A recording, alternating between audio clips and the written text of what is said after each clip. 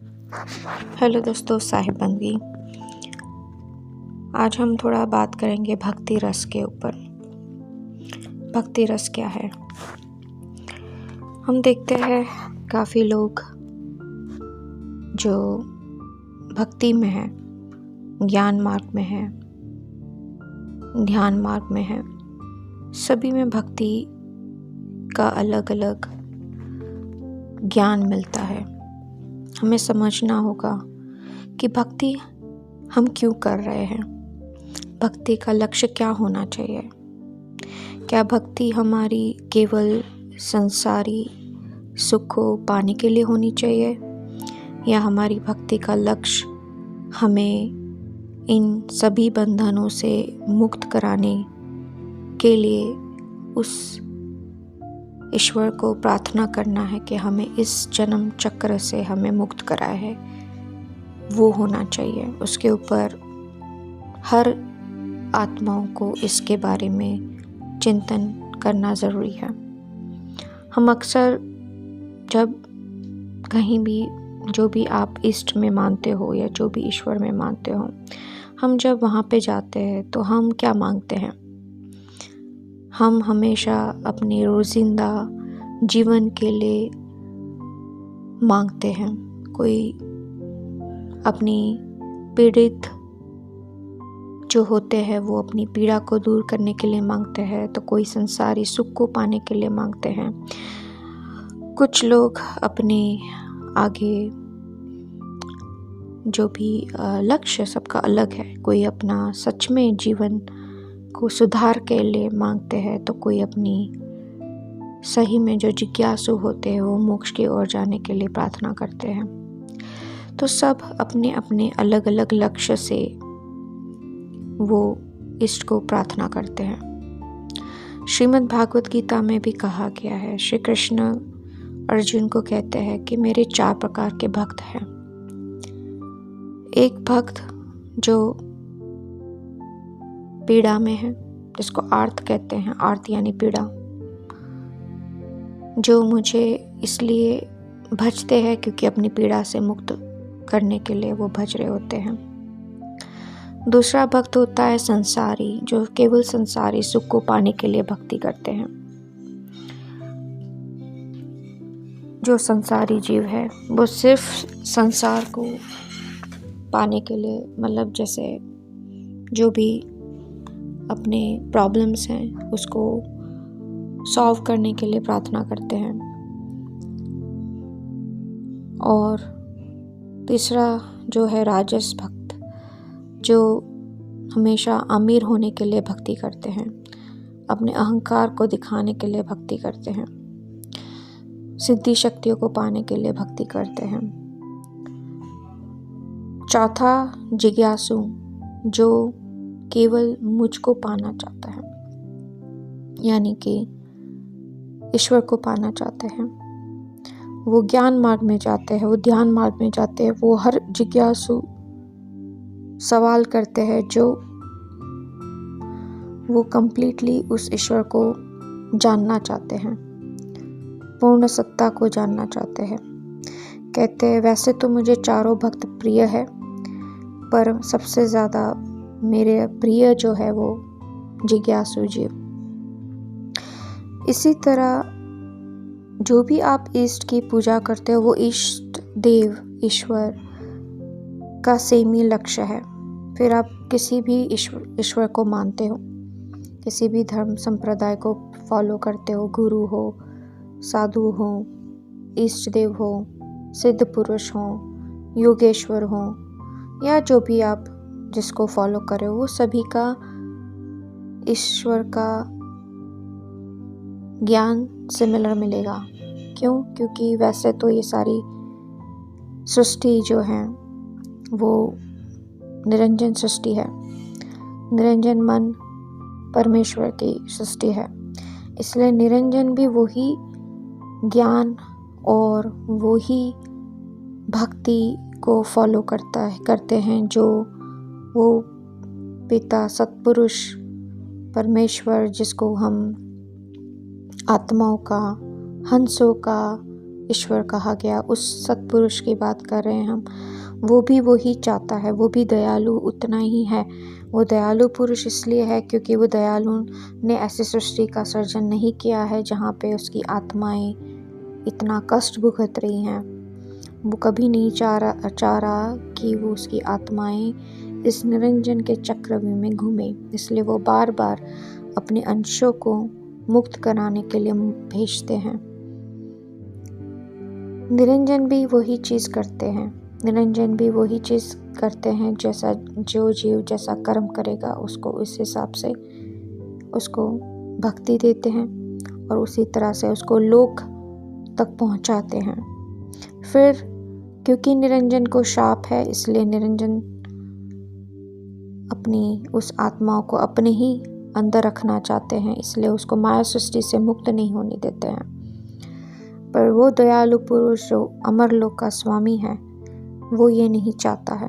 वो चाहता है कि उसकी आत्माएं सारी इस निरंजन सृष्टि से मुक्त हो जाए। जो भी जिज्ञासु है उसको तो सबसे ज़्यादा प्रिय है। उनको कहीं ना कहीं कोई ना कोई जरिए से आपको उनका ज्ञान पहुंचा देते हैं। जैसे आज आप मेरा सुन रहे हो, जिसने साहिब जी का ज्ञान नहीं सुना है, वो कहीं ना कहीं हो सकता है कि उन्हीं का जरिया हो जो आप तक ये संदेश पहुंच रहा है, क्योंकि मेरे में तो उतना सामर्थ्य नहीं है जो मैं इस ज्ञान को भी आपके आगे रख सकती हूँ। जो भी यह ज्ञान मेरे अंतर से निकल रहा है वो मेरे सद्गुरु की ही कृपा है, क्योंकि सद्गुरु की भक्ति में हम रमे हैं।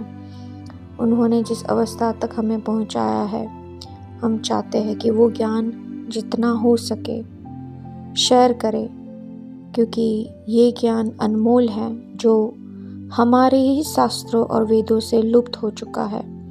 ये पंचम वेद का ज्ञान है जिसका उल्लेख आपको सद्गुरु की वाणी में मिलता है, क्योंकि ये ज्ञान सद्गुरु परंपरा से ही ये ज्ञान को पास ऑन किया गया था और आज भी वो ज्ञान पास ऑन हो रहा है।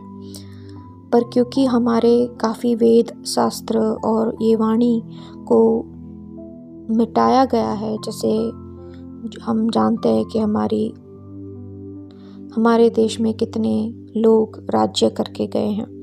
मुगल राज्य आया था, ब्रिटिश राज्य आया था, उसमें क्या हुआ था कि हमारी जो संस्कृति थी, हमारा इतिहास था, हमारा जो शास्त्र और वेद था, वो काफ़ी चीज़ों को मिटाया गया है।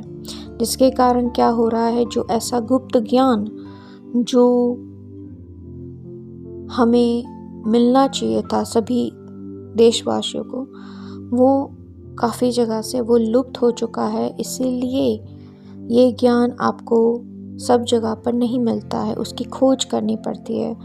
जैसे विज्ञान है, वो हर चीज़ को प्रमाण देने के लिए खोज करते हैं, वैसे वैसे जिज्ञासु भी जब ईश्वर की खोज में होते हैं, रिसर्च में होते हैं, तो इसको रिसर्च बोल सकते हैं ना, क्योंकि हम भी तो ईश्वर की खोज कर रहे हैं। और ईश्वर की खोज में जब खोजते जाते हैं, जब सभी शास्त्रों का अध्ययन करते हैं, सभी धर्मों का अध्ययन करते हैं, तो सभी में एक ज्ञान सेम मिलता है, आत्मा का ज्ञान। पर जब सद्गुरु की वाणी को जब अध्ययन किया, तब पता लगा कि नहीं, आत्मा से भी आगे का ज्ञान है। यानी आत्मा तो मन से जुड़ी है, यानी उसको जीवात्मा कहा गया। जब तक आपकी जीवात्मा मन से जुड़ी है, जिसको संतों ने, सद्गुरुओं ने इसको आत्म स्वरूप कहा। जब आत्मा आगे मन के परे का ज्ञान जानना चाहती है, वो उससे मुक्त होना चाहती है, उनको हंसों की उपाधि कही गई है। इसलिए संतों के, सद्गुरु के जो भक्त होते हैं, जो शिष्य होते हैं, उनको हंस कहा गया है। और जो वो परम सत्ता में लीन हो जाते हैं, उनको परमहंस कहा गया है।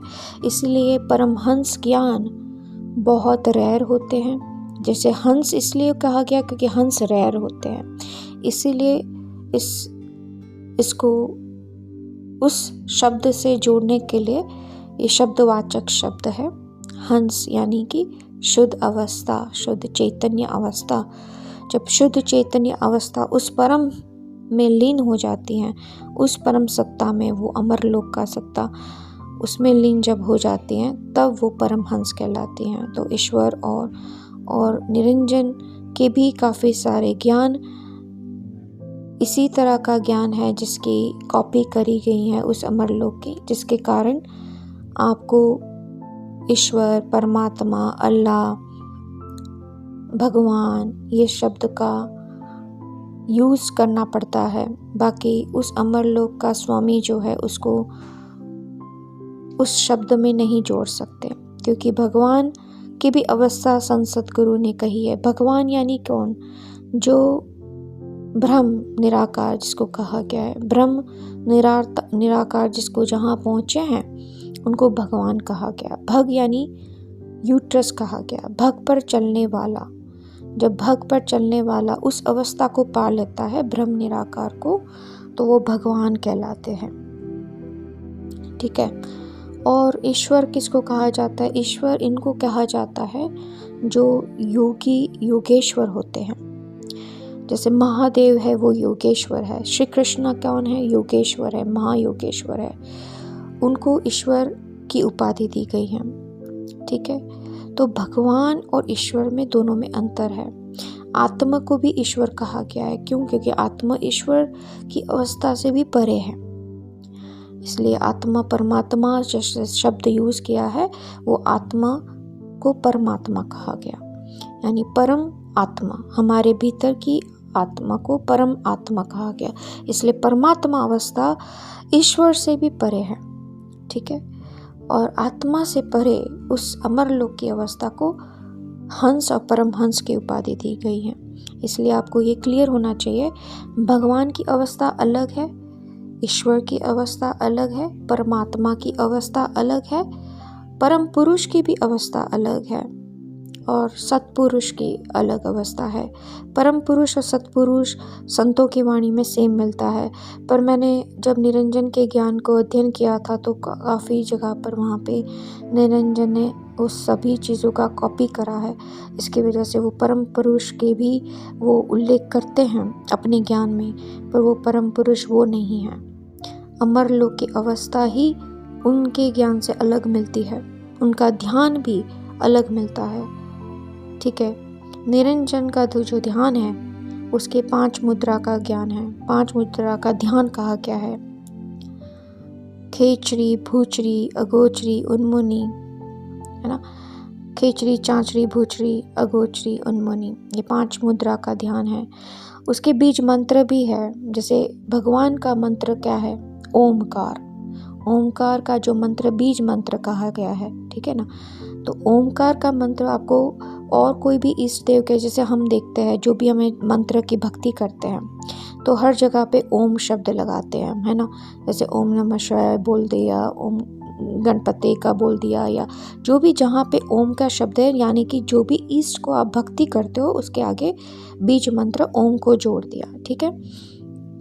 तो ओम पर जो सिर्फ ओम का जाप करते हैं तो वो कहाँ तक पहुँच सकता है? वो सिर्फ भगवान तक पहुँच सकता है, यानी कि उस सभी सिद्धियों को पा सकता है। सिर्फ बीज मंत्र को जो करना चाहते हैं वो ओम मंत्र का जाप करते, पर संतों ने कहा नहीं, ओम एक भगवान की अवस्था है, यानी कि निराकार ब्रह्म निराकार की अवस्था है, जहाँ पे पहुँचकर अहम ब्रह्मस्मि की अवस्था बन जाती है।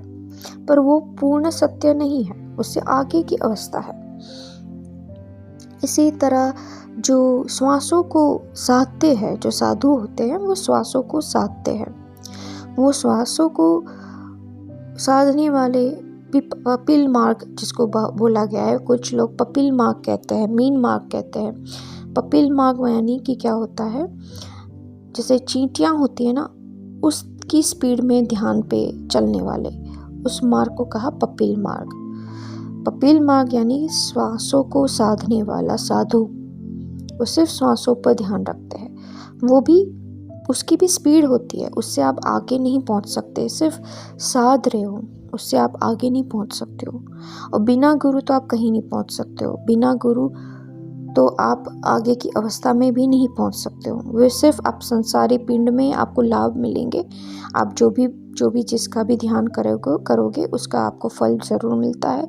कोई भी भक्ति या कोई भी ध्यान गलत नहीं है। किसी का भी यहाँ पर निंदा नहीं हो रही। आपको समझना होगा कि ये सिर्फ आपको समझाया जा रहा है कि आपको आगे बढ़ना है। सबकी अपनी अलग अलग अवस्था कई है, तो यहाँ पे कोई भी भक्ति या कोई भी ध्यान या ज्ञान गलत नहीं है। सभी अपने संतों ने जो भी ज्ञान दे रहे हैं वो सब अपनी जगह सही दे रहे हैं। कोई भी साधु अगर संत योगी सभी अपनी अपनी अवस्था तक जहाँ तक भी पहुँचे हैं वो सभी सत्य ज्ञान दे रहे हैं। हम सिर्फ आगे की बात कर रहे हैं। साहिब जी आगे की बात कर रहे हैं, उसको आपको ध्यान से समझना है। ठीक है, तो आपको ये ध्यान का अलग अलग मुद्राएं कही गई है जिसका ज्ञान आपको पूर्ण कोई भी शास्त्र में आप पढ़ोगे तो उसमें आपको ये खेचरी मुद्रा का भी आपको ज्ञान मिलेगा। आप यूट्यूब में भी रिसर्च कर दो, काफ़ी योगी जो है वो इस मुद्रा का ज्ञान देते हैं। चांचरी मुद्रा है, अगोचरी मुद्रा है, ठीक है ना। इस तरह से उन्मुनी मुद्रा है जिसका अध्ययन जनक देव सुखदेव ये सब उन्मुनी मुद्रा तक पहुँचे थे जो योगेश्वर कहलाए। ठीक है, तो उस सभी मुद्रा का ध्यान शास्त्रों में भी मिलता है, वेदों में भी मिलता है। पर ये 5 मुद्रा का ज्ञान और ध्यान जो कहा है वो सिर्फ आपको निरंजन सृष्टि तक ही रखता है, आगे नहीं ले जा सकता। छठी मुद्रा जो है वो विहंगम मुद्रा है जिसके बारे में सद्गुरु कहते हैं। विहंगम मुद्रा का ध्यान करना बहुत ज़रूरी है क्योंकि वो मुद्रा स्पीड का होता है। मुद्रा यानी क्या होता है, वो स्पीड के लिए, ध्यान की स्पीड है वो। तो इसके लिए विहंगम मुद्रा जो है वो स्पीड का ध्यान है, यानी कि हर चीज़ हम समय को काटने के लिए ढूंढ रहे हैं। जैसे हम कहीं बाहर भी जाते हैं, संसार में रह रहे हैं तो हम कहीं भी कोई भी डेस्टिनेशन पे हम जाते हैं। ठीक है, तो आप उस डेस्टिनेशन को जितनी स्पीड का जैसे आप साधन यूज़ करोगे उतनी स्पीड आप जल्दी काट सकते हो। ठीक है, जगह तो आप पहुंचोगे पर उसकी स्पीड होती है ना लिमिट। जैसे अगर एक कंट्री से दूसरी कंट्री में जाओगे तो आप स्कूटर से और साइकिल से थोड़ी जा पाओगे, स्टीमर से जा पाओगे, पर उसमें भी कितना समय लगता है। पर अगर आप फ्लाइट से जाओगे, एरोप्लेन से जाओगे तो जल्दी पहुंच जाओगे। तो इसी तरह अगर साइंटिस्ट होते हैं वो जल्दी पहुंचना चाहते हैं तो स्पेस में जाना चाहते हैं तो प्लेन से थोड़ी जाते हैं, हेलीकॉप्टर से थोड़ी जाया जाता है। वो उनको रॉकेट यूज़ करना पड़ता है ताकि वो स्पेस में वो समय से जल्दी पहुंच सकते हैं, इसलिए रॉकेट की खोज हुई। इसी तरह आंतरिक ध्यान की भी स्पीड होती है। ठीक है, आंतरिक स्पीड क्या है, ये 5 मुद्रा है और छठी मुद्रा है जो आखिरी और रेयर मुद्रा है जिसका ज्ञान आपको कहीं नहीं मिलता है, सिर्फ संत सद्गुरु परमहंस की जो वाणी है और उसका जो ज्ञान कितने आदिकाल से ये ज्ञान को पास ऑन किया गया है। ये सिर्फ कबीर साहिब जी के समय का नहीं है। कबीर साहिब जी तो 600 साल पहले आके उन्होंने पूरा इस ज्ञान को उजागर किया, पर ये तो आदिकाल से ये ज्ञान चल रहा है।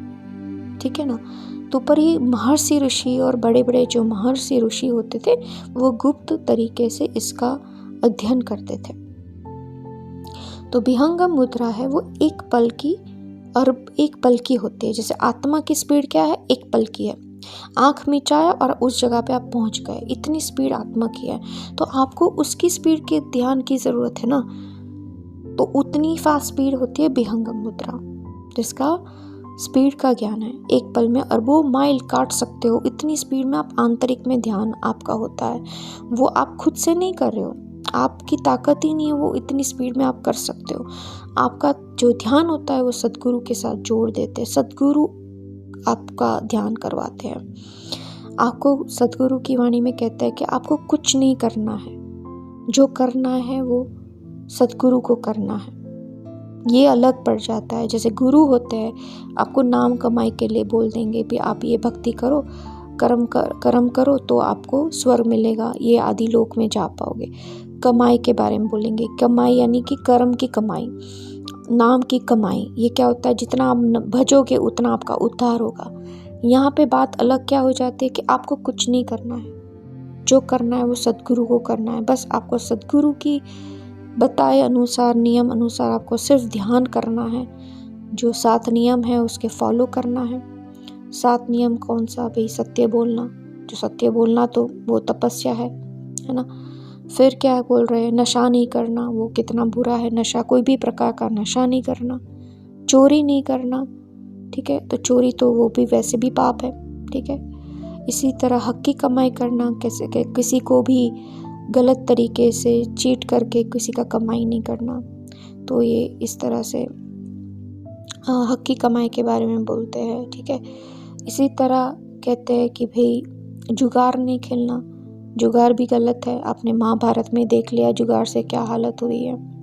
तो जुगार से अलग दे रखने के लिए बोल रहे हैं। मांस नहीं खाना, नॉनवेज को सबसे बड़ा पाप कहा गया है। नशा, इसलिए नशा और ये सभी में से जो भी ये नियम बता रहे हैं वो सभी में पाप है। कहते हैं कि मांसाहारी जो होते हैं वो प्रत्यक्ष राक्षस मानो, ऐसे कहते हैं। क्यों? क्योंकि मांस खाना ये तो कितना गंदी बात है ना। आप हर जो भी जीव है उसमें जो भी जीव योनि से प्रकट हुए हैं, योनि से जिसका हुआ है, उसका मांस खाना सबसे बड़ा महापाप कहा गया है। क्योंकि उसको पीड़ा में जाना पड़ता है, उसका पेन उसको होता है, इसलिए उसका खाना, कोई भी तरीके का मांस खाना पाप कहा गया है। 7वां, चरित्रवान रहना। चरित्रवान इसलिए करना क्योंकि आपने जो संसार जिसके साथ बिताया है उसको धोखा नहीं देना। यानी कि चरित्रवान अपने जब चरित्र चला जाता है तो सब कुछ विनाश हो जाता है, इसलिए चरित्रवान भी रहने के लिए बोल रहे हैं। बस ये 7 नियमों को आपको पालन करना है, इससे बड़ी तपस्या नहीं है, ठीक है ना। जो साधु संत इतने सालों से तपस्या करते तब जाके उनमें संयम आता है। आप जैन धर्म में संयम का मार्ग क्यों कहा गया है? जैन धर्म में सब कुछ छोड़ छाड़ के जो दीक्षा लेते हैं वो संयम में रहने के लिए रहते हैं। बस साहिब जी ने हमें इस नियम में बांध दिया कि भाई अगर आपको इस पाथ पे चलना है तो आपको स्ट्रिक्टली 7 नियम में रहना पड़ेगा, ठीक है। और उसकी ताकत आपको कौन देते हैं? सद्गुरु देते हैं। आप में वो ताकत ही नहीं है इस 7 नियम को फॉलो करने की, ठीक है। पर जैसे ही हम नाम ले लेते हैं ना, पता नहीं क्या चमत्कार होता है। मैं ये प्रत्यक्ष अपने अनुभव के पर मैं बात कर रही हूँ। जो चीज़ आप पहले कर रहे थे ना, वो चीज़ आप में बदलाव होने लगता है। ऐसे लगता है कि कोई ताकत हमें ये चीज़ को रोक रही है। ये प्रत्यक्ष अपने अनुभव से मैं बोल रही हूँ। ये 7 नियम की जो ताकत है ना, वो भी अंदर से सद्गुरु देते हैं। तो वो चीज़ जो आप में नहीं हो रही ना, वो अपने आप ही परिवर्तन हो जाएगा। आपको कुछ करना ही नहीं है, जो करना है सद्गुरु ने करना है, ठीक है। इतना आसान चीज़ है, सहज योग हो जाता है क्योंकि उनका जो ध्यान है वो सुरति योग का ध्यान है। यानी कि सिर्फ सुरति जोड़े रखना है सद्गुरु पे, ठीक है ना। तो उसका जो आपको ध्यान सिखाया जाएगा नाम दीक्षा के टाइम में, वो सिर्फ आपको ध्यान करना है। जैसे वो नियम पे बताते हैं वैसे आपको करना है। बस आप वो चीज़ करोगे, अपने आप आपके अंदर परिवर्तन होना शुरू हो जाएगा, जो आप अपने खुद की ताकत से कर ही नहीं सकते हो। सबसे पहली तो बात है, अब कितनी मर्जी आप नाम जप लो, जो बोलते हैं ना काफ़ी संत, भाई किसी का भी इष्ट का नाम जपो। आप में कितना बदलाव आया, खुद देखो कितना बदलाव आया। कहीं ना कहीं कंप्लीट बदलाव नहीं आएगा। क्या आपका ध्यान बन रहा है? आपको देखना है कि ये मैं जो जाप कर रहा हूँ या जो कर रही हूँ, क्या मेरे में परिवर्तन आया? अभी भी आपको मन तंग कर रहा है ना, तो इसका मतलब आप सही नहीं जा रहे हो, कहीं ना कहीं गलती कर रहे हो। पर यहाँ पे बात अलग हो जाती है। जब संत सद्गुरु के शरण में हम जाते हैं तो हमारे अंदर परिवर्तन अपने आप होने लगता है। बस अपने आप को उनमें जोड़े रखना है, बस दैट्स इट। सहज तरीके से आपको इतना ऊंचा ज्ञान आपको मिल जाता है जो साधु संत ये जो आजकल के जो साधु संत हैं वो इतनी तपस्या करने के बाद जब उनको वो ज्ञान मिलता है, ये आपको पल में ज्ञान मिल जाता है। अपने आप अंदर सबके सवालों के उत्तर मिलने लगते हैं, आपकी आत्मा शांत हो जाती है। ये प्रत्यक्ष अपने अनुभव से हम शेयर कर रहे हैं। ये हम इसलिए शेयर कर रहे हैं, आज आपको मैं थोड़ा सा अपने बारे में थोड़ा सा बात शेयर करना चाहूँगी। मैं इसलिए ये शेयर कर रही हूँ कि मैं विदेश में रहती हूँ, ठीक है। मैं नाम नहीं देना चाहती कहाँ रहती हूँ, पर मैं विदेश में हूँ, मैं भारत में नहीं हूँ। मुझे यहाँ पे कोई बताने वाला ये ज्ञान नहीं था मुझे, पर मैं जिज्ञासु थी, बचपन से ही जिज्ञासु थी, ईश्वर की खोज में थी। मैंने सभी धर्म संप्रदाय सबको, कोई भी संतों को नहीं छोड़ा है, मैंने सबको सुना है, सबके शास्त्र, वेद, कुरान, बाइबल, इन सब का अध्ययन भी किया है। मैंने बुद्धिज़्म, जैनिज़्म का भी ज्ञान को जाना है, अष्टांग योग के बारे में भी जाना है। इन सभी को परखने के बाद मैंने जब प्रश्न अपने अंदर शांत नहीं हो रहे थे, तो मुझे सद्गुरु की वाणी का ज्ञान मिला। वो भी एक जरिया था कहीं ना कहीं, जहाँ सद्गुरु ने खुद अपने आप वो जरिया मेरे आगे ला के रख दिया। उसके बाद जब मैंने इस ज्ञान को जाना, तो मेरी आत्मा जैसे जिस चीज़ की खोज कर रही थी, वो जैसे मेरी आत्मा पहले से ही ज्ञान को जानती थी, पर जब मेरे सामने जो चीज़ आ गई तो मेरे आँख में पानी आ गया कि अरे यही तो खोज रही थी मैं। उसके बाद जो मैंने ध्यान समाधि लगाना शुरू किया, मुझे नहीं पता है मेरे सद्गुरु कौन है, मुझे नहीं पता है कौन मेरा गुरु है। मैंने जब ध्यान लगाना शुरू किया, पर मैंने जब कबीर साहिब जी का ज्ञान को जाना, तो मैंने कबीर साहिब जी को समर्पण कर दिया कि साहिब जी, अभी जो भी हैं मुझे नहीं पता है मेरे सद्गुरु कौन है, मेरे साहिब जी कौन है, आप ही रास्ता दिखाओ। ये मेरा अनुभव मैं आपको शेयर कर रही हूँ। मैंने कबीर साहिब जी को शरणागति ले ली, पर कबीर साहिब जी तो कहीं ना कहीं आपको वो मार्गदर्शन देते ही देते हैं, रास्ता दिखाते हैं। उन्होंने मुझे अंतर में एक, कहते हैं ना कि जब आप ध्यान में जाते हो, तो मुझे लग रहा था कि कोई शक्ति मुझे आंतरिक ले जा रही है। मैंने देखा कि मुझे कोई ऐसा तार मेरा जुड़ा है जो मुझे यात्रा करवा रहा है। उसके बाद अचानक से मुझे साहिब जी के बारे में ज्ञान मेरे सामने आया यूट्यूब में। मैंने उनको सुना तो मेरे आँख में पानी आ गया कि यही तो सद्गुरु थे जो मुझे अंतर में ले जा रहे थे। उनकी, मेरी आत्मा और उनकी आत्मा से मैंने पहचाना कि यही मेरे सद्गुरु है। मैंने उसी वक्त आश्रम में फ़ोन लगाया और साहिब जी से बात करी। साहिब जी को मैंने सारा अपना अध्ययन बताया कि मेरे ध्यान में मुझे ऐसे ऐसे लेकर गए थे और मुझे पता लगा कि आप ही मेरे सद्गुरु हो।